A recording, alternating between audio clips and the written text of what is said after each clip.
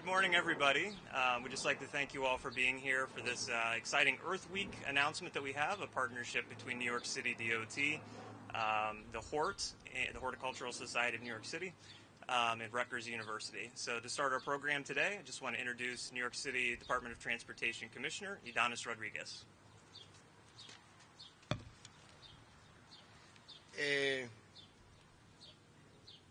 Well, as you know, New York City DOT is an agency that every day provides us opportunity to do so many great things. And one of the areas that we will hear from us and but also from the Hort and the doctor from Rutgers is about our habitat and the role that we can play to protect our habitat. Good morning, everyone. I'm New York City Commissioner for the Department of Transportation. Thank you for joining us today during Earth Week to celebrate the important step we are taking to use select DOT plazas and open streets to support our environment. DOT has over 90 plazas and 237 open streets across the 5 boroughs, and these areas are part of the work we are doing to reimagine the use of public space, a top priority for Mayor Eric Adams, for myself, and almost 6,000 men and women that work in our agency. Our streets account for 27% of the land in New York City, and it's important that our streets benefit all New Yorkers. For far too long, our streets have been used only for one purpose: the movement and storage of vehicles. But that's over. Our streets can be used to promote wellness, recreation, community building, our economy, and with this project like the one we are announcing today, our environment. In partnership with the Horticultural Society of New York and Rutgers University, we have launched the Pollinator Port Project to help support at-risk bee populations. According to the UN's environmental programming, bees are essential for our planet and are a crucial part of the biodiversity needed to sustain life. But many bee populations are at risk. So the Pollinator Project will create habitat for at-risk native bee populations in select New York City DOT public plazas and open streets. As part of the project, bee hotels and bee bunkers will be installed and vegetation will be planted to provide nourishment for bees and other pollinators. Bee hotels look similar to bird houses and are filled with natural materials such as reeds and bamboo that serve as room for solitary bees to nest their larvae and rest. Female bees deposit their eggs throughout the summer and provision them with food so the developing baby bees can safely grow. Bee bunkers are boxes that are placed on the ground to attract burrowing bee species. The bunkers allow female bees to build their nests and lay eggs. This new habitat will provide connections between park and other green space across the city. In addition to providing habitats, researchers from Rutgers University will study the city bees, their use of provided habitats, and how they move across the city. Now I know, as essential as bees are, not everyone loves bees. But fear not. This habitat will be designed to attract tickled bees and other tamer bee species that very rarely sting people. As long as you don't disturb the bees won't disturb you. Our bees friends will help do the pollination that is needed to sustain life and have vegetation that we can all enjoy. So I want to thank our partners in this initiative, the Hort and the Rutgers University. The Hort is not only our partners in this project, but also a key partners in supporting DOT Plaza and open streets across the city. Hoy nosotros estamos aquí bajo el alcalde Eric Ydanis y nuestra persona y el personal de DOT, reimaginándonos los usos de los espacios públicos. Uno de ellos es cómo nosotros podemos cuidar a una especie que juega un papel tan importante para nuestro planeta como son las abejas, un animal que es muy esencial para el control del medio ambiente. Las Naciones Unidas ha decretado que las abejas están en extinción, tenemos que hacer todo lo posible por salvarlas. Hoy en la ciudad de Nueva York estamos creando hoteles para las ovejas. De la forma en cómo tenemos funcionando, vamos a tener la forma en cómo, de la misma forma que las aves crean nidos, también en diferentes lugares de la ciudad, en plazas como donde nosotros estamos, vamos a crear esos nidos para que las abejas vengan. En el tiempo del invierno, las criaturas que ellas crean van a poder crecer y de esa forma vamos a mirar una ciudad de Nueva York que va a ser más responsable con nosotros proteger a la especie de las abejas tan esenciales. Now let's hear from Sarah Hobel, Executive Director of the Hort, a great partner for us to run all the public plaza and open street.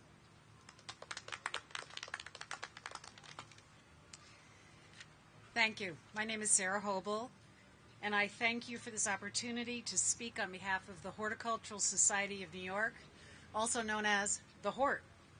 I want to thank everyone who has made this Pollinator Port Project possible. Thank you, Mayor Adams. Thank you, Commissioner Rodriguez. Thank you, Emily Weidenhoff, Kyle Benson, and the entire amazing team at the DOT Office of Livable Streets, Public Realm, also including Salgaro, Burkina Morgan, and Nicole Chang. Thank you to Dr. Kim Russell and Rutgers. Thank you to our generous funder, the Idelson Foundation. Thank you to Nick Benson and the DOT press team. Thank you to Liza Ehrlich, Georgia Faulkner, Mackenzie Pitt, Jeremy Jungles, and the entire Hort staff who helped green the in-between in New York City. The Hort works to improve human life through horticulture. The mission we have is timelier than ever. Research has shown that well-planned urban horticulture improves human well-being, creates more equitable and vibrant communities, promotes social justice, provides local jobs, and helps to sustain a healthy ecosystem and stable climate. The Hort's 125 staff members work 7 days a week, providing a range of services to improve our city's green spaces, engage the public with plants, and provide job training to hard-to-employ New York residents. The Hort has a simple motto: everyone deserves plants, and no place is unplantable. To equitably green our city, we have to reach beyond parks and botanic gardens. We have to green the in-between, the grid, the sidewalks and streetscape, the 220,000 acres of public realm under the jurisdiction of the Department of Transportation. The Hort has been honored to work with DOT for more than a decade to develop, care for, and green open streets and public plazas in middle and high needs communities. With the innovative new Public Space Equity Program contract, we are able to expand our support and programming to more than 100 community partners and sites throughout our city, ensuring the public can enjoy well-maintained, clean, and planted public spaces. Through our workforce development program, Hort NYC, as well as our commitment to build the capacity of New York City-based MWBEs, we support the city's investment in building local year-round jobs and profitable community-based green businesses. And while we green our streetscapes to improve the lives of people, we also improve the habitat for important pollinator species. Our native bees are not immune to the structural inequities of our city. They too find it hard to thrive in areas without green spaces. With this Pollinator Port Project, We hope to inform our choice of plants, soil, and planters, not only to bring beauty and joy to people in open streets and public plazas, but also to ensure the success of our native pollinators that rely on us to make wise choices in the city they also call home. Thank you. Thank you, Sandra. Now let's hear from Dr. Kimberly Russell from Rutgers University.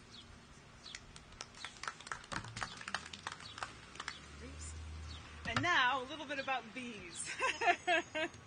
So yes, I'm Kim Russell. I am thrilled to be a part of the Pollinator Port Project along with the Horticultural Society of New York and the New York City Department of Transportation.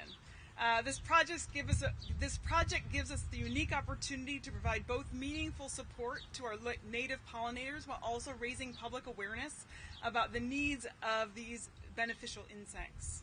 Just like New Yorkers, bees love flowers, but bees also depend on them for food, and we need to put energy into providing resources that will meet those needs. But bees also need a place to live, and New Yorkers can surely empathize with the fact that real estate is tight. The market is a real challenge for bee moms looking for a safe place to raise their offspring. Of the approximately 100 species that make New York City home, only one can make use of hives. The rest are on their own to find safe spaces to raise their offspring. The majority of those actually nest in the ground, which is unusual. And what I think you can relate to the fact that there isn't a lot of open ground in New York City that provides that habitat that they need.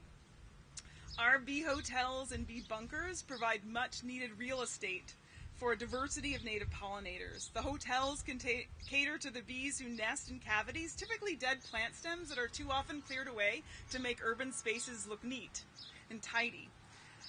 The bee bunkers will provide a particular soil mix and compaction level where ground nesting bees will be able to build their home. The bunkers will be embedded in planters containing flowers that bees can forage on to get the food they need. I think everyone can realize the importance of maybe having a grocery store within a block of your apartment. And so this provides them with close access to food. Our designs were based on science. I am a scientist, but also with an eye towards community involvement. They can be built with readily made and affordable materials and put together by people with limited resources and skills, like my undergrads, no offense. For example, the oak barrels that provide stability for the hotels were donated by a local distillery. The rest can be bought from hardware stores or garden centers. We use repurposed owl houses filled with gathered wood stems and reeds. The bunkers are simply composed of 6-gallon plastic buckets with drainage holes filled with a soil and compacted with a little bit of elbow grease, accessible to everyone to have that as a community project. Finally, we are still in the development phase, and our designs will likely continue to evolve, just